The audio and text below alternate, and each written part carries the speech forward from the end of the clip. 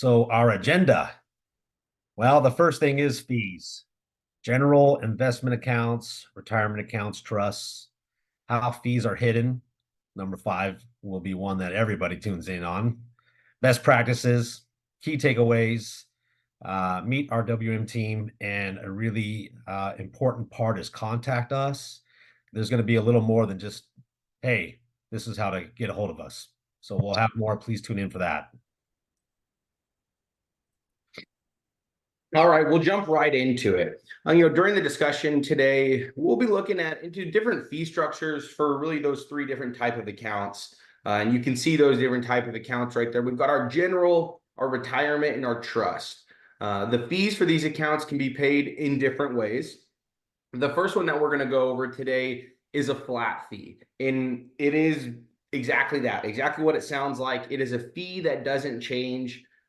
If the fee that you and your advisor agreed upon, we'll say, is $5,000 for the year, no matter what happens to your account, that's what you're paying them. Whether your account skyrockets, you're paying them $5,000, or if your account goes down, you're still paying them that $5,000. So that flat fee is just, it stays right there.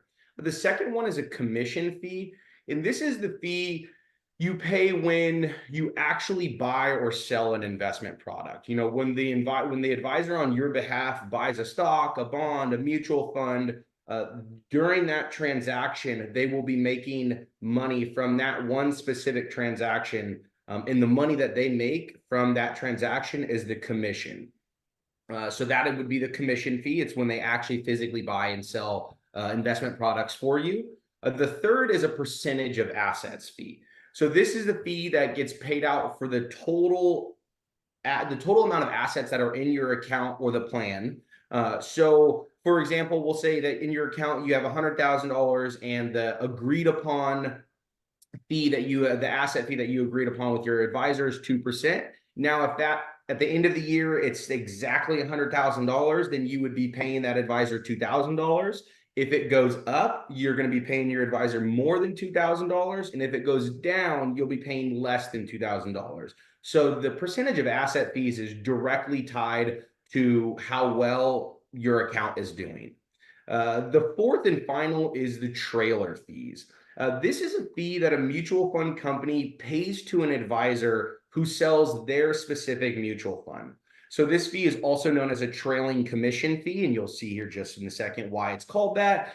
So the advisor receives the first initial commission when the investor first purchases the shares of that specific fund. So he gets a commission from that one, and then he receives the trailing commission for every year as long as the investor holds that shares. And that's where the trailing comes, because they get that initial commission fee, and then every year after they get the trailing fee. So these are the main four fee structures for these accounts. As for the parties involved, you can see right there, we've got our financial advisor, and this is more on the retirement planning side. We have our financial advisor, our TPA or our third-party administrator, and our custodian. Brom, can you delve into why each party is so necessary to make their retirement program run efficiently? Yeah, sure can. To put it plain and simple, each party is a specialist. The custodian, it really has kind of the easiest job. They are actually just holding the investments on the behalf of the investor, on the behalf of the retirement plan. So that's what they do. The TPA, which is a third-party administrator, they're like the accountants for the account for the retirement plans. They're doing all the record keeping. They're making sure all the deposits coming in are being matched up with the right either participant or the right beneficiary of the account. And so they're dotting their I's, crossing their T's, double checking the records against the ones that are submitted to them versus the ones that are submitted to the IRS, to the Internal Revenue Service. So they do have a very important role too as well. And then you come down to the financial advisors like the three of us, myself, Marcus, and Jake. So we're the ones that are really hands-on with the investment recommendations, with the investment monitoring, with the allocation recommendations, and also the rebalancing of the accounts, depending on what's going on with the investments, what's going on in the economy, what's going on politically, what's going on during the business cycles. So there are better times to invest in certain areas of the stock market, bond market, real estate market during certain aspects of the economic cycle. So we all are specialists. We all are experts in what we do. So bringing the three parties involved is really important to run a good maintained program. If it's a general investment account, if it's a retirement account, or if it's a trust. So we really do need these three parties involved with making a complete program. Moving on, we're going to dive in first to investment accounts. There's a lot that is simple. There's a lot that's going on with investment accounts. The two party involved with the general investment accounts are going to be the financial advisors and the custodians. Okay. So the custodians, they're going to get usually a percentage of the fee that the financial advisor is charging. So it's kind of straightforward, kind of simple. Where it gets a little bit more complicated are the different options that financial advisors have to choose. You have fees versus commissions. Okay. Fees, again, like Marcus mentioned and Jake mentioned, that these are going to be flat fees, okay, which is perfectly fine. Fees just need to be justified and transparent, okay. The commissions themselves are transactional based, so it's when we get paid to push a button to buy a stock, bond, mutual fund, annuity, something along that lines. It's not flat. It's going to be a certain percentage, but there's always going to be a fee. So if an advisor, anybody in the financial professional realm, if they say that there's going to be no fees involved, that's not correct. There's always a fee somewhere. It could be a management fee, it could be a commission, it could be a flat fee. So before you purchase anything or go along with a recommendation, make sure that that fee is transparent prior to hiring the advisors. Like ourselves, we're fee-based advisors. Sometimes it's a flat fee, and sometimes it's a percentage of assets. Now that percentage is flat. It's not variable most of the time, but it can be. So just make sure that the fee for the advisors is clear, transparent before hiring an advisor, and make sure that the fee, especially over time, that the service and performance is justified for the fee being charged. So the lowest fee is not always the best. The highest fee is not always the best. But these fees need to be competitive and they need to be justified based on service and performance. Okay.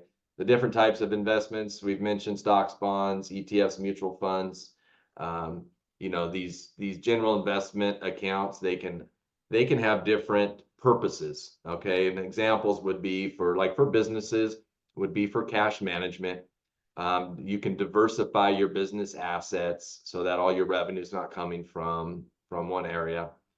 For our tribal clients, we see tribal stability. They help put money aside for future future projects, funding trust, business operations. So there's a lot that can be going on with these general investments.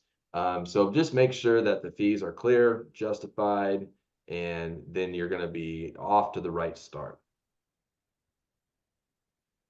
So let's take a quick look here at retirement accounts. We have Marcus, who's going to be helping us with those in the beginning here. So Marcus, take it away. Thanks, Bram. First, the types of accounts are kind of what I want to talk about first. If you're from a tribal organization and you have a government, those should be non-ERISA 401k plans. If you have a 457 for your tribal government, you've got a problem. Okay. That also goes for if tribal council has their own plan. These should all be non-ERISA 401k plans. Okay. But if you're from an enterprise, so a for-profit organization, that's when you jump back into the 401k realm, and you may even go with the safe harbor 401k. Okay. So those are kind of the differences there. Fees for the advisors on these retirement accounts. You could have a flat fee, and depending on how your organization wants to work that, annually, semi-annually, whatever you want to do. Okay. There's also, as mentioned before with Jake, a percentage of assets. can be paid to the advisor, right? That's going to be paid by the participants. Okay.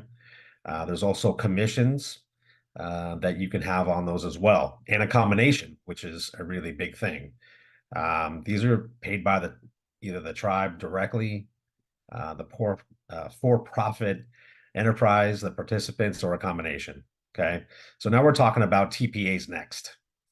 TPAs typically have a flat per head fee. They'll have a per transaction fee.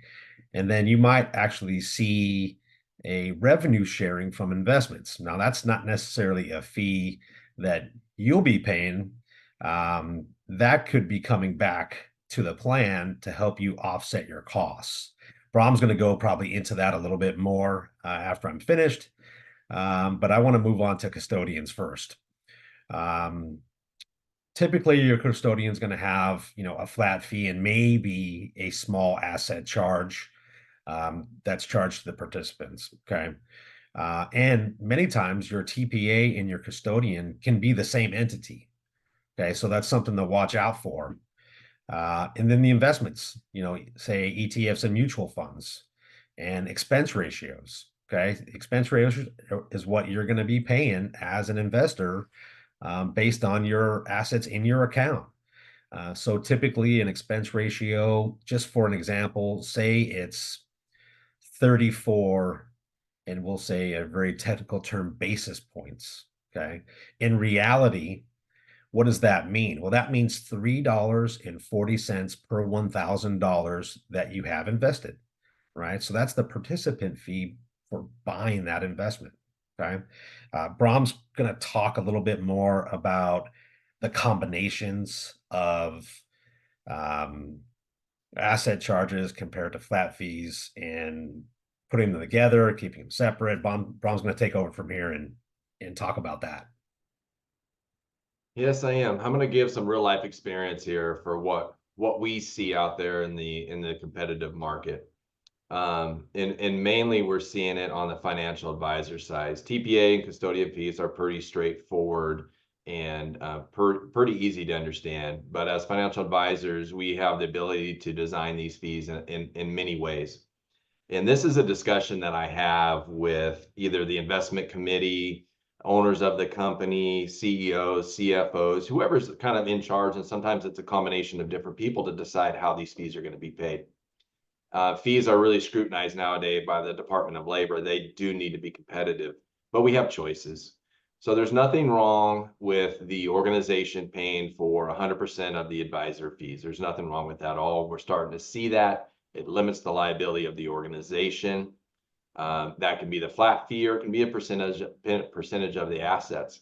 We're also seeing fees being shared where the organization will pay for a portion of the fees and then also pass along a portion of the fees to the participants. There's absolutely nothing wrong with that, okay?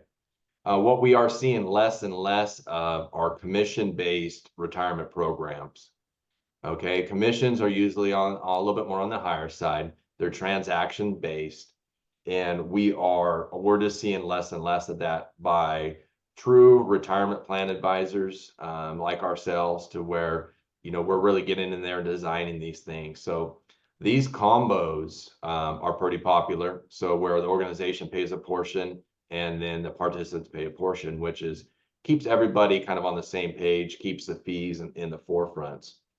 One of the things I'll say about financial advisor fees, TPA, custodian fees, there's a lot of public information out there, and we can provide benchmark reports to see how competitive the fees you are paying are against the ones that the current advisor, TPAs, and custodians are being charged. So that information is fairly easy to get nowadays. So make sure if you're working with an advisor, make sure you ask for a benchmark report and see where your competitive fees are.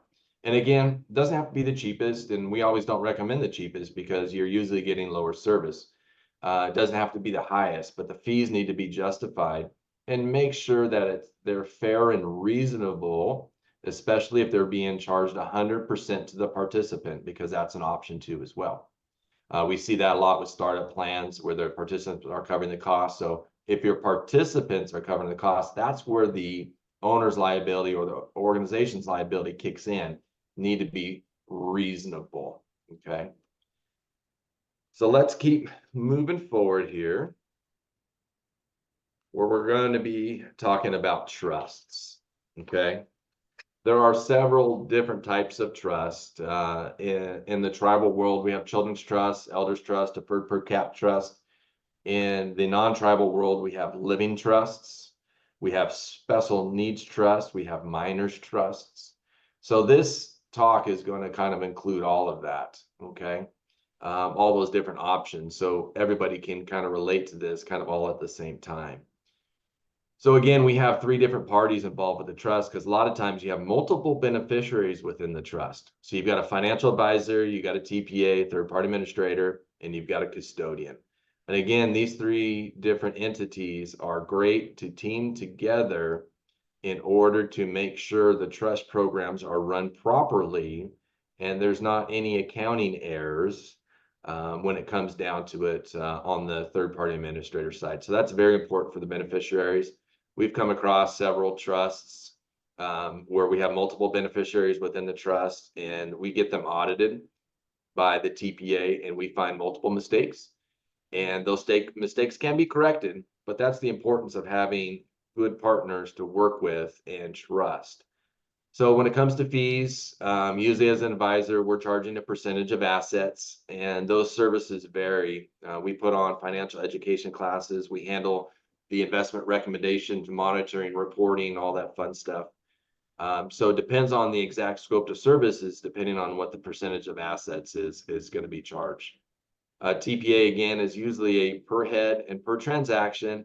And per transaction actually means, it's the same thing for retirement programs. It's if they're going to take a withdrawal and tax reporting has to be done, there's usually a small charge of $100 to $200, somewhere in that range, that's charged to the participant for having to report that transactions to the IRS. And again, the custodian kind of gets a percentage of the assets, usually based on the advisor fees. Going to go over a kind of a quick example here of how what you might see on a proposal. So you'll have an advisor fee usually broken out. In this case, we said 1% of the percentage of assets. And the TPA here, they can charge either a small percentage of assets or a flat fee. Some TPAs will do a combination of both. Custodians, a lot of times they'll have just a small asset base charged. And then we have our investment expense ratio.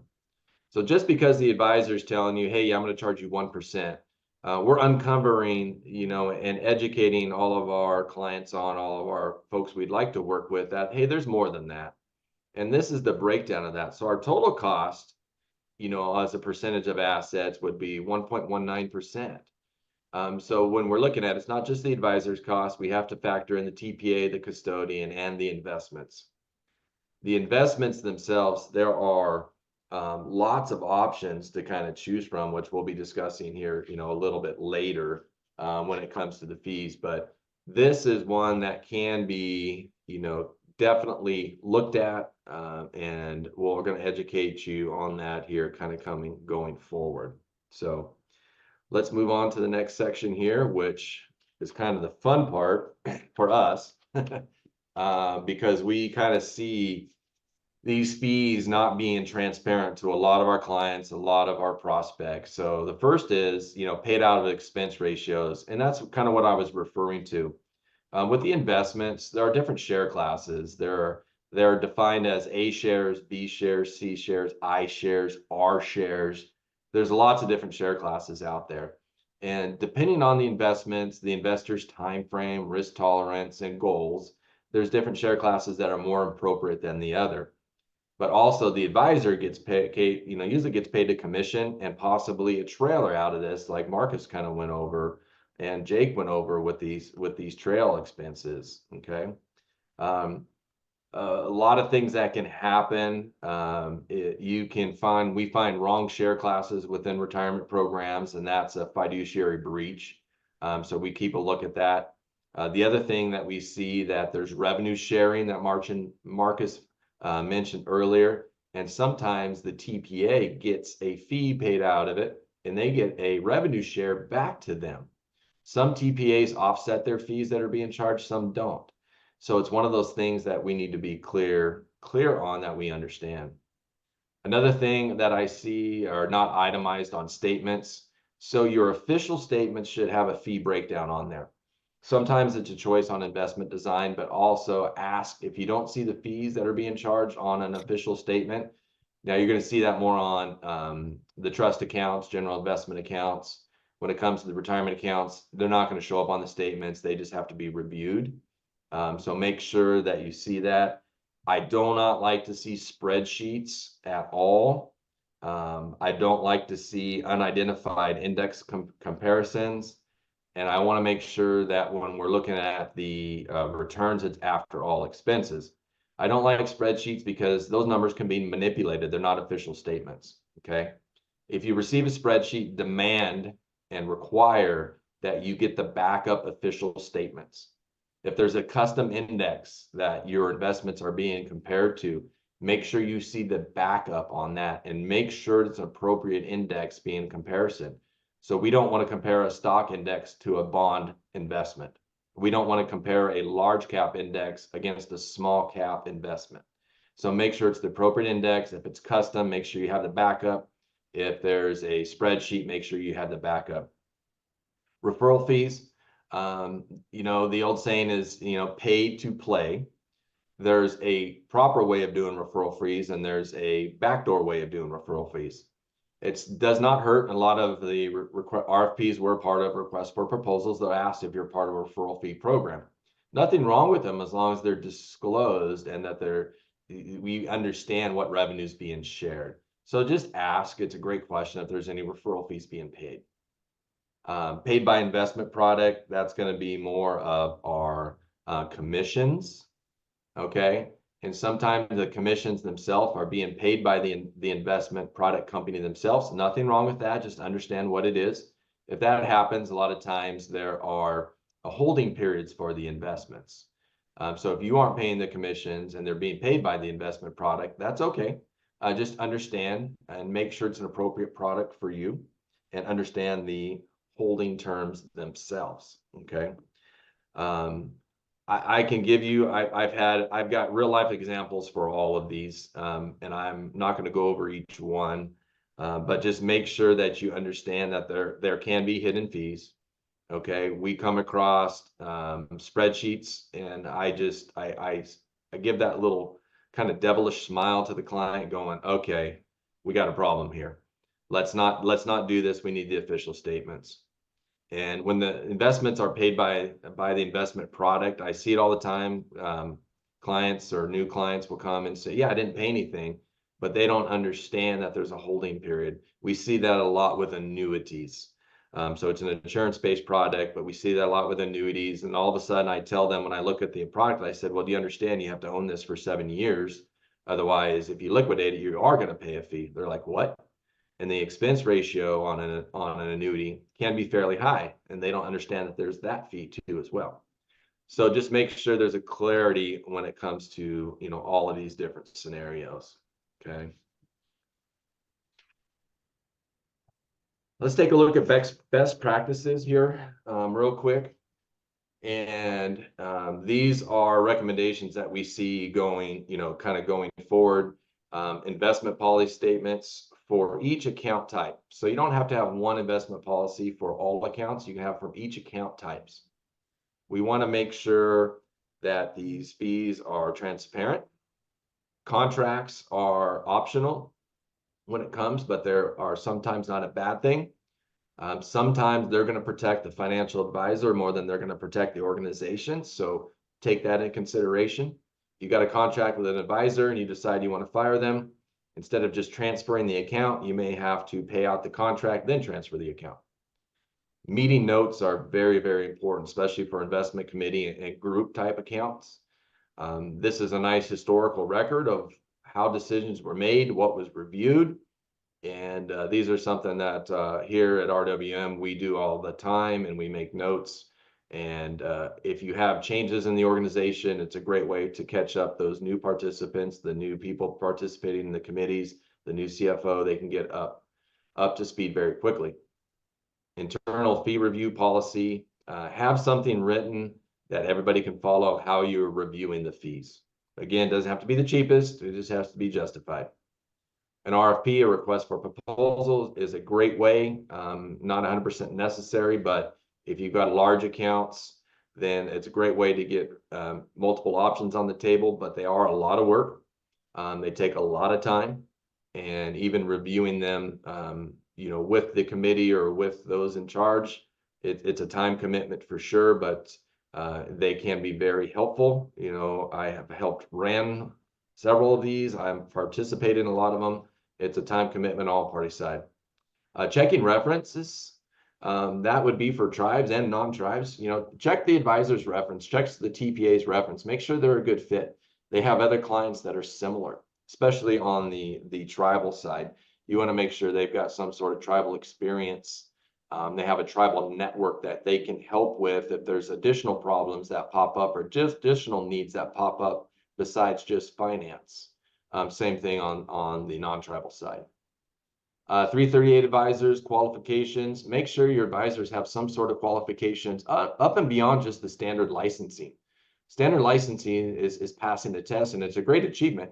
But as their careers advance, they should be having some advanced qualifications to show you that they're committed and maintaining their skills and advancing their skills. So look for qualifications. Fiduciary insurance. This is an option we're seeing a lot of our clients opt into, especially on the retirement side, the retirement plan side. You're a fiduciary if you have the ability to make a decision and make changes to a plan. Okay.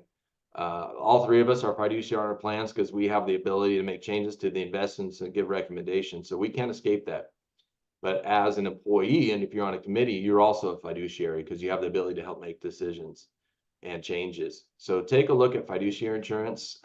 Right now, it's still at a reasonable cost. I know our fiduciary insurance keeps going up because the liability that is being exposed to us by the Department of Labor continues to increase. And in fact, as of April 23rd of this year, the Department of Labor is giving update to what is investment advice and the fiduciary regulation behind that. So this new rule is basically designating advice is now going to be a broader definition. It's going to include distributions out of retirement plans, rollovers out of retirement plans, and they've really broadened the definition of what investment advice is on a retirement plan to the participants. So, like I said, the three of us, it doesn't really affect us directly because we've been going beyond the Department of Labor standards already. But it's great. It's a great question that you need to ask your current advisor that you're looking for, that they understand the new rules, that they are a fiduciary, that they're properly licensed to give the advice needed for the retirement program. So like I said, this new rule just came into effect, and it's an expansion of the retirement security rule that was first started out. But it was again updated April 23rd of 2024. So keep an Ron, I'd eye like to on that. shift gears a little bit here and kind of jump back to the IPS and going over that. Why is it so important to have an investment policy statement for not just the plans, but for all investment account types? Yeah, great question, Jake. Investment policy statements are important because it gives you a written guideline of how you are establishing the plan, monitoring the plan, monitoring the investments, monitoring the advisor, okay, and all the different other aspects of it, the meeting notes, how often you want to do RFPs. So it's a written roadmap, it's a written guideline, and they don't have to be the same thing. If you've got a general investment account you might want to be aggressive with, that can have its own investment policy. If you've got a certain children's trust or a special needs trust that you want to be more conservative with, that can be written into it too as well. So it's very important because all the parties that are involved, the investment committee, the owners of the trust, the CFOs, the CEOs, the owners, it gives a guideline. And right now, this investment policy statement is not a requirement for retirement plans, but it's highly recommended by the DOL. And their wording is you have to have some written procedures in place. It doesn't say investment policy statement, but some written procedures. So basically saying they want you to do it, and the Department of Labor audits that we've been a part of here at the office, that's the first thing they ask for is you have investment policy statement. So it's more than protection from the Department of Labor, it actually helps your organization stay organized. It helps if there's any personnel changes, committee member changes, it helps bring everybody up to speed and establish kind of set procedures. So it's definitely needed. Makes sense. Thanks for Yeah. diving into that a little bit more. Yeah. And so again, you'll see that spreadsheets are a pet peeve of mine, and custom indexes without supporting documents are pet peeves of mine. So I do not like to see that because it's an immediate red flag. Some key takeaways as we're starting to wrap up our webinar here is, there are lots of consultants. There aren't very many good ones. We see a lot of work that we wish we'd never see. So just make sure that you're working with one of the good ones. If you're a tribal organization, you are a target. You're seen as, high net worth, lots of assets. And we see fees, extravagant fees being charged to tribes. So make sure that you understand that. Tribal experience and investment experience, okay? There's a few things that, if you're a tribe and you start to work with an advisor, you should ask them a few things like, what's a wrap? Okay, for my tribes, you're going to understand what that is. Ask your advisor and see what that is. Ask them if they know what IGA is, or what NAFO is. If you're a regular investor, how about NAPA? Okay, these are different organizations that an advisor that is really focused in on certain areas are going to understand what it is. How about SHRM? What's SHRM?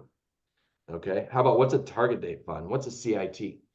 So test your advisor before you actually hire them to see what kind of experience that they got. And again, a tribal network beyond finance is going to be very important too. And that goes back to there are only so many good consultants. There's lots of tribal consultants that call themselves tribal consultants that have no tribal experience. We attend different tribal conferences, and we've met other consultants that we trust that we can give referrals to that have to do with accounting, with construction, with building, with management. So make sure that you have access to other experts you can trust. So ask them what their values are. How do they run their business? Do they have a family office? Are they transactional? All that fun stuff. Make sure they've got abundant resources. You got features and services needed that you wanted. So make sure they work with an organization. They have a back office that can provide additional resources. Develop a complete program with written procedures and policies. Develop an investment policy statement for the next 7 generations. And for our tribal folks that are on, you'll know exactly what that means. It's basically long-term planning for multiple generations. So, well, we went over a couple good key ones. I'll ask both of you guys actually. Brom and Marcus, what would you say is your favorite key takeaway? It's probably many consultants and not many good ones. I'll tell you, when we're taking these plans over, I can't tell you how many times, you are talking in the beginning and they say, our advisor that we have right now, they never call us back. I can't tell you how many times I've heard that in my career. I mean, it's crazy, they'll also say, do you come on site? What kind of financial education program do you have? And it's like, yeah, of course I come on site. How else can you do it? Right? Of course I come on site and do educational talks to groups and then sit one-on-one with participants. And they say, oh my gosh, I can't believe it. Our advisor that we have right now, I don't know that I've seen him in the last 5 or 7 years. I mean, it's crazy to hear, but it is happening. Sometimes bad advisors, they're not even sending quarterly reports. I mean, we're talking about the basics, right? Quarterly reports every quarter and having meetings with them every quarter to go over the results from the investments and how the plan's doing. So that just tells me they're never having a plan health check. So I think that's probably the biggest one on that list, at least for me, because those are the things that I hear a lot when we first start off with a new company or on a new plan. Yep, and I'm going to go with develop a complete program with written policies and procedures. I've seen this save organizations lots of time, in the end, lots of money, lots of arguments. So having a written guideline is a key takeaway for me when I start talking with organizations. All right, perfect. Well, I'm gonna explain a little bit our team. This is our team at RWM. It's us five, and we all play very crucial roles, honestly. And I'll start on the right. So Kirby Moreno is our executive assistant, and she is truthfully our frontline defense. You know, if you call or come in to the office, she's going to be the one most likely answering the phone or greeting you at the door, you know, directing your call or really assisting you with whatever you need. She's also the one that is responsible for all the administrative aspects of your account. You know, she makes sure we have all the most up-to-date information and really ensures everything is running smoothly and properly in your account. And if for some reason it's not, she lets us know quickly and we get it handled. And moving over to the left is Desiree Jacobs, and she is our Director of Client Relations and Marketing. She has an extensive background in business operations, which in turn helps tremendously with all the great marketing material she provides. All of our social media content and posting all comes directly from her.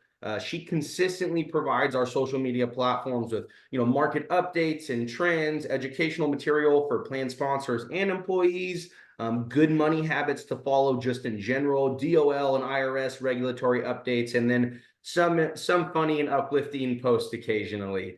She prides herself on effective communications, really from all parties, which ultimately enhances your overall client experience, is which what we're all trying to do here at RWM. For myself, Jake Taylor and Marcus Sasaki, we are both registered financial consultants. When it comes to the retirement plan side of things, we are really your contact on a day-to-day basis. If an employee wants to enroll, take a withdrawal, update a beneficiary form, or needs help with anything, you can direct them to us and we'll be happy to help them out. We, again, like Marcus had said, you know, we're the ones on site helping the employees enroll, selecting investments, fill out the beneficiary forms, or whatever questions they have. We really try to take as much work off of your plate as we can. We get it. We understand your business owners trying to run a business and not trying to deal with 401k nuances. Although we don't just do retirement plans, on the individual and wealth management side of things, we are also your day-to-day contacts. If you have questions about investments or the market, or even just general questions about finances, the different types of accounts, what they mean, we'd be more than happy to help you out.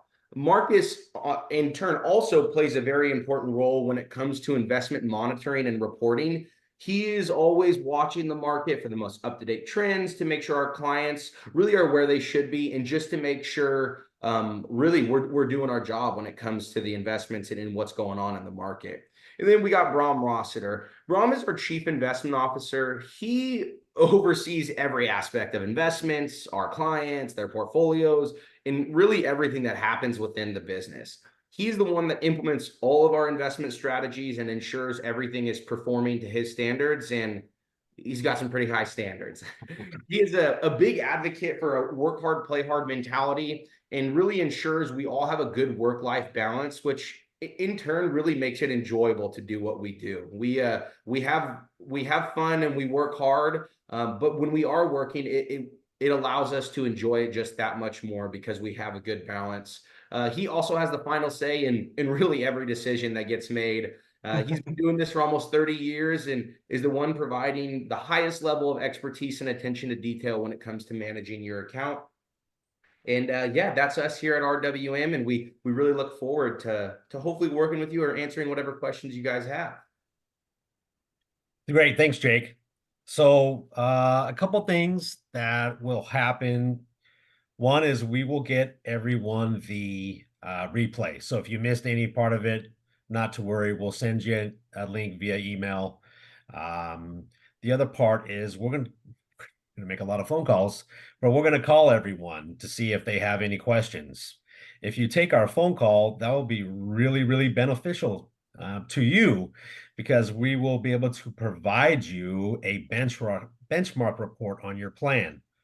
So we mentioned benchmark reports a little bit during the presentation, but the information you're going to get out of this is a ranking compared to your peers. You're going to get tons of plan data, and it's going to give you demographic data that you may not have access to in a benchmark report. So it's really not just about the fees that you're paying on these benchmark reports. There's more to it than just fees. So we're going to do that as well on behalf of Brom, Jake, and myself, and Kirby and Desiree. Thank you for coming, and have a good. One last thing is we are going to have a couple more um, webinars coming up this summer and then again this fall. So we'll make sure everyone who was on this gets another invitation to those. Thank you. Have a nice afternoon. Yeah, I got one funny tidbit to leave you guys with. We got to make everybody smile on a Tuesday. So I got one last little financial joke, and while I'm telling this joke, if you could scan our QR code and follow us on social media, we appreciate that. We'd love to get information out there as quick as we can, and Desiree loves that too. So, all right, here's the final tidbit. All right, Marcus and Jake, what do you call a dinosaur that's good with money? Oh gosh.